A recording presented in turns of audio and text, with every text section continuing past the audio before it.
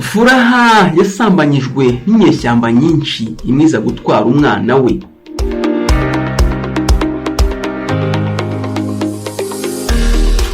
Ubwo yari afite imyaka 14, inyeshyamba 3 zari zifite intwaro zateye iwabo zishimuta abakobwa 3 bo mu rugo rumwe nawe arimo, zibajyana mu birindiro byazo, zaragiye zirabasambanya.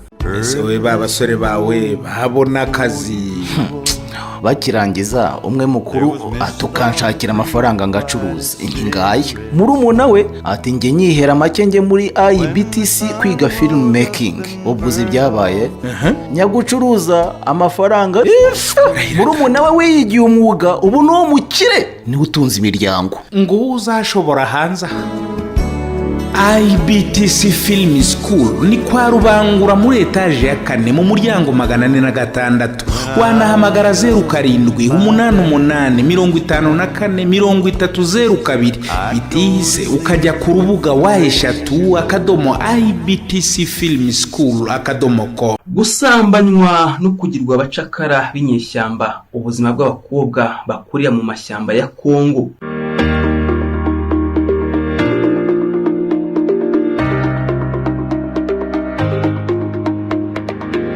Ahagana mu mwaka wa 2001 nibwo Furaha Penina yaboneye izuba iziraro mu gace ka Chambombo muri teritwari ya Karehe mu ntara Kivu y'Amajyepfo, imwe mu zigize Repubulika ya Demokarasi ya Kongo.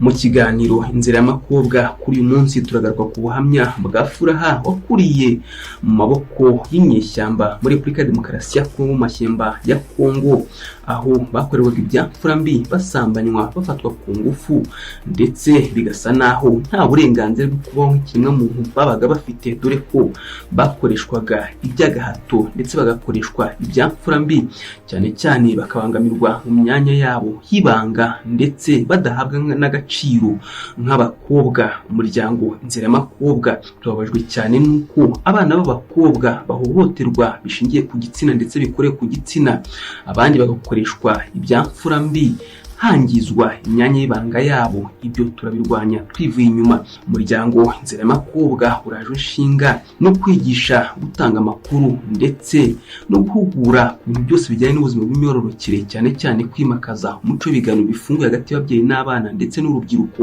ku bijyanye n'ubuzima bw'imyororokere. Kandi duhangayikishijwe bikomeye cyane n'ubwandu bushya bwa virusi itera SIDA. Ikindi kandi duhangana n'ihohoterwa rishingiye cyangwa se rikorewe ku gitsina, hakaza no kongerera ubushobozi igitsina gore. Nimba ufatanya natwe, komeza ukurikira ibitambuka mu kiganiro Inzira y'Amakobwa kuri channel Inzira y'Amakobwa, kandi nawe umusanzu wawe ni ingenzi mu kurwanya ihohoterwa rishingiye ku gitsina ndetse no kubungabunga ubuzima bw'abana b'abakobwa, kurwanya ndetse no guca burundu yewe gukumira inda ziterwa abangavu. Nibwo waba udufashe gutanga umusanzu ndetse no kugera ku ntego zacu. Mu buhamya bw'uyu munsi tugiye kugaruka kuri Furaha nababwiye mbere dutangira iki kiganiro, nkubwira ko yahuye n'akaga gakomeye cyane mu mashyamba ya Kongo. Ahagana mu mwaka wa 2001 nibwo Furaha Penina yabonye izuba iziraro mu gace ka Chambombo muri teritwari ya Karehe mu ntara Kivu y'Amajyepfo, imwe mu zigize Repubulika ya Demokarasi ya Kongo. Furaha yavutse nk'abandi bana basanzwe, gusa mu muryango ntabwo babonye ko kwishimira iyo nkuru nziza kubw'imibereho barimo icyo gihe. Ubwo yavukaga ababyeyi be bari bamaze imyaka 7 muri Repubulika ya Demokarasi ya Kongo, kubera ko niho bahungiye ubwo Jenoside yakorewe Abatutsi yabaga mu gihugu cy'u Rwanda mu 1994. We nabo bavukana bageraga kuri 12 muri icyo gihe, bakuriye mu buzima bw'ubuhunzi, bakabaho birirwa bimuka bava mu gace kamwe bajya mu kandi, teritwari imwe yayivamo bakajya mu yindi. Imyaka yaragiye irisunika kugeza ubwo Furaha atangira ishuri, ahageze akajya kwiga, bazahava akajya ahandi, naho yahagera agatangira ubundi buzima bushya bwo ku ishuri n'ubundi busanzwe. Igihe cyaje kugera ababyeyi be na bamwe mu bana bavukana na Furaha batahuka mu Rwanda, basubira aho bari batuye mu murenge wa Rugerero akarere ka Rubavu. Furaha na bamwe mu bana bavukana bo basigaye mu mashyamba ndetse we ahitamo kujya mu gisirikare cy'umutwe w'iterabwoba wa Mayi nubwo nyuma yaje gufatwa n'ingabo za Repubulika Demokarasi ya Kongo FARDC.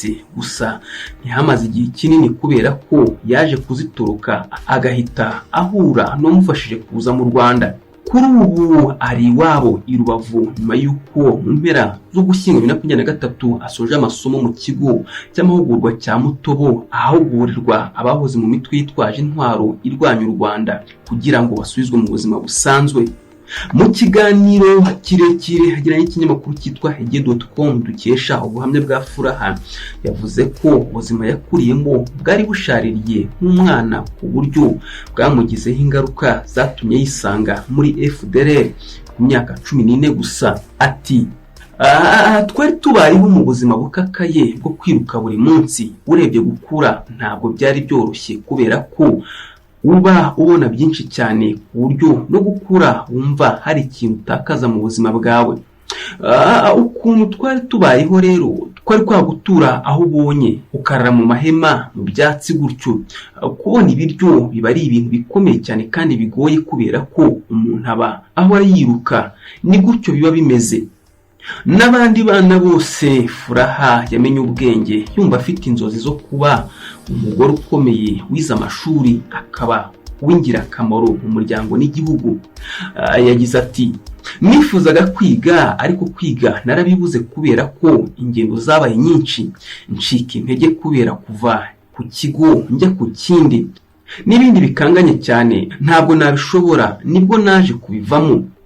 Furaha yasambanyijwe n'inyeshyamba nyinshi imwiza gutwara umwana we.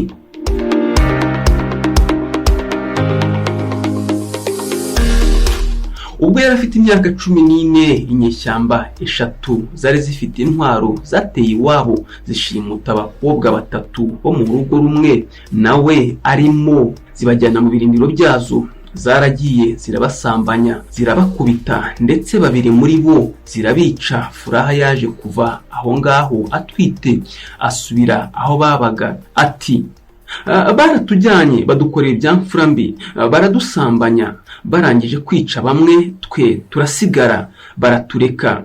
Ngenda ataha ntwite, ntabwo wamenye umuntu mwabyaranye nawe kubera ko badusambanyije ari benshi batandukanye. Furaha yaje kugeraho abyara umwana w'umuhungu, ariko igihe kigeze imwe muri za nyishyamba zamusambanyije iraza iramutwara kuko yarabizi neza ko ariyo yateye inda. Ati umwana yaje kubona se kubera ko we yarazi aho tuba, yaraje aramutwara kuko nta kindi nari kuvuga. Mu mwaka wa 2020 Furaha wari umaze kugira imyaka 19 yahisemo kujya mu gisirikare cy'umutwe w'iterabwoba wa Mayi. Ati ntabwo nagiyemo kubera ko mbishaka, ahubwo nabonye aribwo ubuzima bwaho ngeze kubera ko mama yaragiye mu Rwanda, abana bajya ukwabo, papa ajya ukwe. Tubibonye gutyo buri mwana akajya yifatira umwanzuro ati nzaba hano, undi ati nzaba hano, tuzajya duhurira kuri telefone. Avuga ko igisirikare bakoraga batahembwaga, ari nayo mpamvu bajyaga kwirwanaho bagasahura iby'abaturage, by'umwihariko ibyo kurya muri uwo mutwe wa Mayi. By'umwihariko aho yarari yabanaga n'abandi banyarwanda 6 mu gihe abandi bo bari abanyekongo. Wabayoboraga muri iyo batayo yitwa Benjamin Karunji, wavugaga Ikinyarwanda, Igiswahili ndetse n'Igifaransa. Uyu mwana w'umukobwa Furaha ngo yarazi ko nagera mu Rwanda bazahita bamurangiza n'abandi bose baba mu mitwe yitwaje intwaro irwanya leta y'u Rwanda, by'umwihariko ikorera mu mashyamba ya Repubulika Demokarasi ya Kongo. Umukobwa mwiza Furaha nawe yarazi ko u Rwanda ari we mwanzi we, ko adashobora kurugeramo kubera ko arugezemo yahita yicwa. Ati nari nzi ko igeze mu Rwanda bahita bakurangiza, bahita bakwica, nta bundi buzima ubushigaje. Ariko bagenzi banjye bari gushishikariza abantu gutaha hariya muri Repubulika Demokarasi ya Kongo barahari. Naje guhura n'umugabo aje gushaka umuryango we, duhuye tuganira nk'abari baziranye, mubaza amakuru, ansobanurira aho avuye naho ari kujya n'abantu aje gutora. Furaha we yarafite ipeti rya soruda, avuga ko uwo mugabo yahise amubwira ko nawe niba avuka mu Rwanda yataha kubera ko rumeze neza kandi nta kibazo yarugiramo. Ati ndavuga nti niba ababyeyi banjye barambutse nanjye ngomba kubakurikira, napfa cyangwa ntapfa, niba barapfuye cyangwa bakiriho ntabwo mbizi, niwo mwanzuro nahise mfata. Furaha yahise yijyana mu kigo cya UNHCR cyo muri ako gace yabagamo, asaba ko yagezwa mu gihugu cy'u Rwanda, ndetse tariki ya 25 Kamena 2023 aratahuka ahita ajyanwa i Mutobo, arahugurwa mu Gushyingo asubizwa mu buzima busanzwe. Furaha tumwihanganishije kandi turamubwiye ngo akomere ku buzima bukomeye yabayemo. Umuryango Inzira y'Amakobwa urwanya ihohoterwa ryo ryose rushingiye ku gitsina cyangwa se rikorewe ku gitsina. Furaha turamwizeza ko ubuzima bwe buzagenda neza mu gihugu cy'u Rwanda kandi akomeze atange ubuhamya bukomeze abandi bana b'abakobwa. Umuryango Inzira y'Amakobwa urajwe inshinga cyane no kwigisha no guhugura ku bintu byose bijyanye n'ubuzima bw'imyororokere ndetse no kurwanya ihohoterwa nk'iri rishingiye cyangwa se rikorewe ku gitsina. Duhangayikishijwe bikomeye cyane n'inda ziterwa abangavu ndetse n'ubwandu bushya bwa virusi itera SIDA. Niba ufatanya natwe utwandikire kuri email inziramakobwa@gmail.com niba hari umusanzu watanga mu guhangana n'ibibazo natwe duhanganyemo.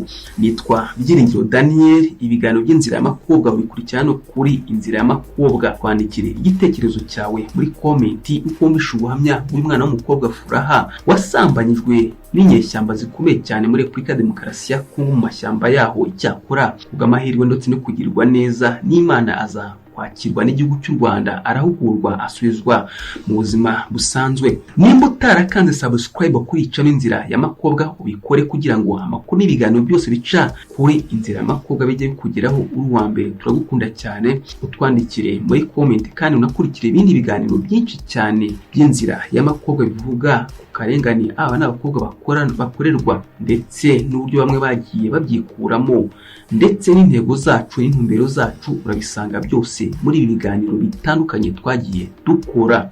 Mu kiganiro Inzira y'Amakobwa kizakurikiraho turifuza kuzagaruka by'umwihariko ku bibazo abana b'abakobwa n'abagore bahurira mu buzima bwo mu nkambi, dore ko havugwamo gufatwa ku ngufu cyane ndetse no kwangizwa bikomeye cyane mu myanya y'ibanga, aho bivugwa ko banafatwa ku ngufu n'abashinzwe kubareberera cyangwa se kubacungira umutekano. Ibyo ni mu kiganiro kigiye gukurikira iki ngiki mu minsi ya vuba.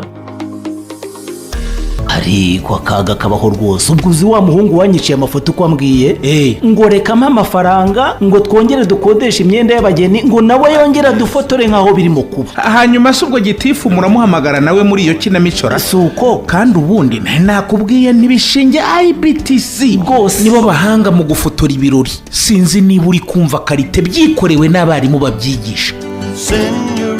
IBTC uyu ni wa mwarimu usobanutse ku mashusho bigashimangirwa n'abo yareze bahagaze neza ku isoko ry'umurimo.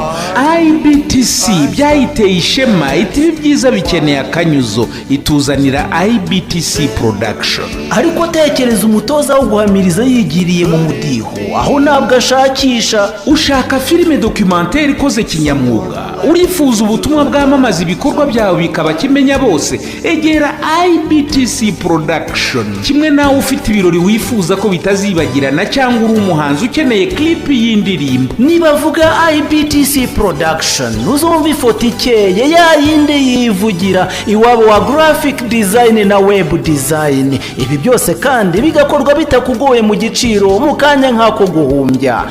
IBTC production ni Kigali kwa Rubangura muri etage ya 4 mu muryango wa 406. Wanahamagara kuri 0788 55 80 94.